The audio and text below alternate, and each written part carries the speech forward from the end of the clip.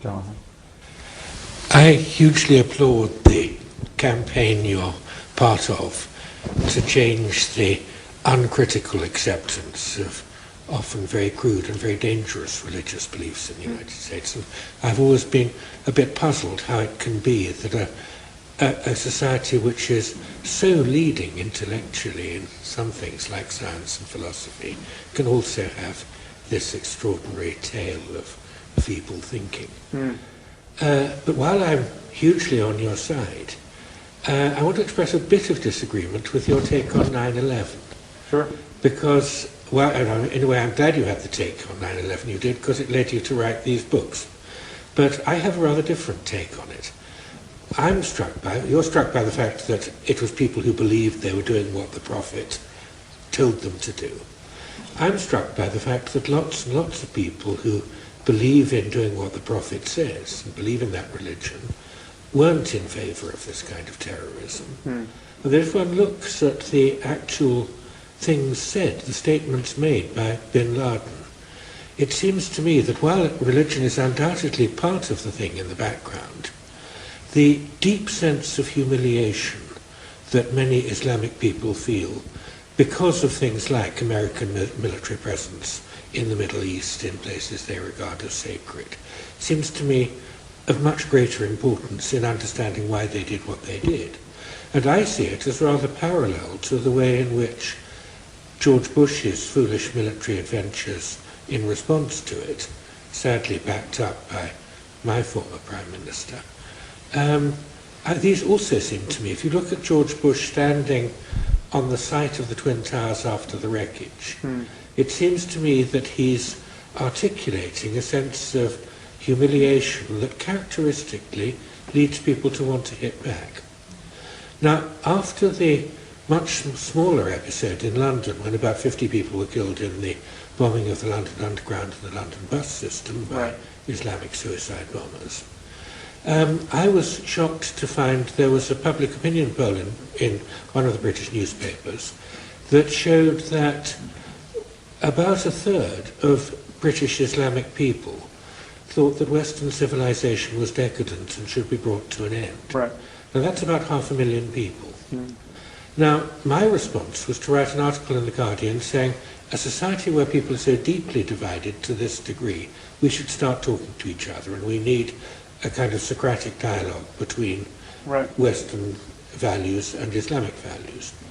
And I got a lot of denunciation from crackpots in the United States who felt that I was like Neville Chamberlain, being willing to talk to the enemy. But I also got a response from an Islamic imam of a London mosque, and we had a debate together.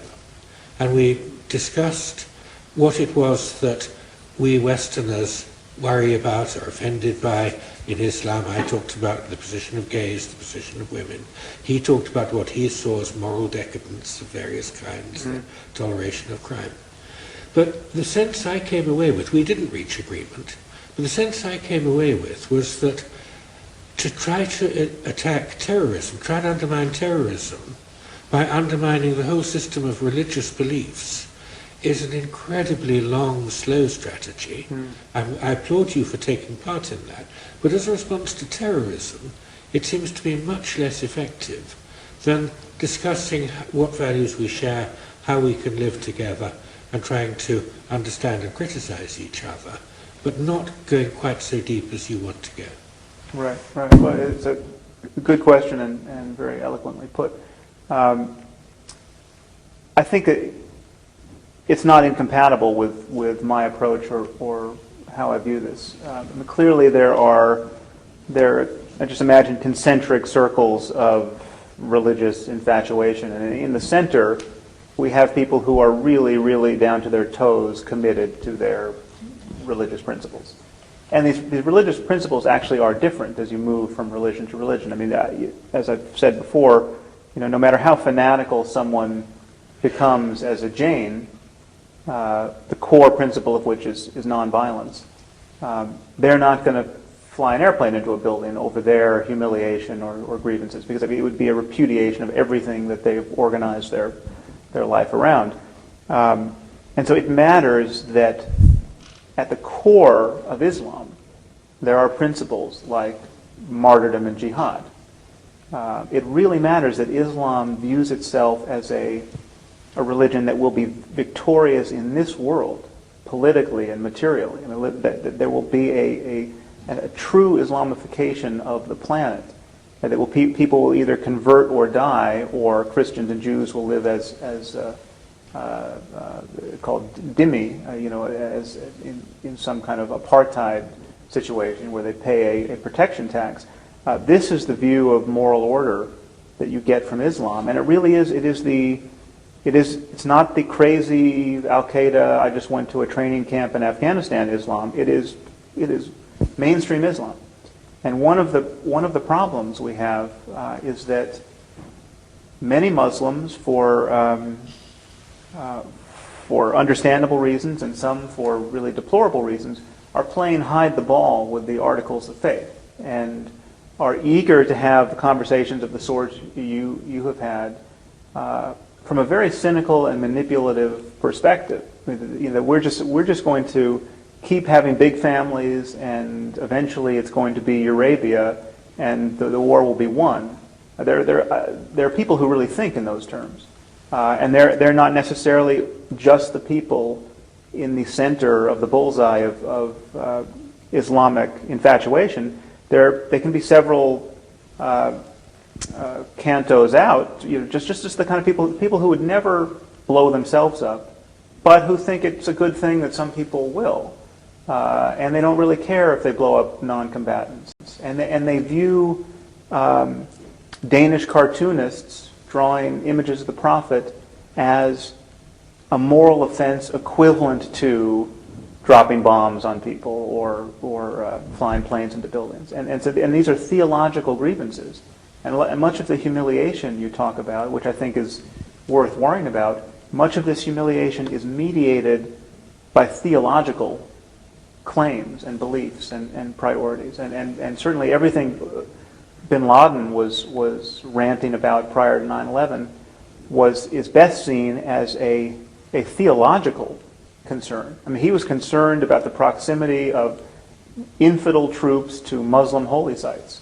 He's concerned about the caliphate. He's concerned about apostate, bad Muslim rulers in Saudi Arabia and other countries, insufficiently devout rulers. He's not only as a political opportunist has he become concerned about the fate of the Palestinians, and obviously he hates the Jews and he hates the existence of Israel.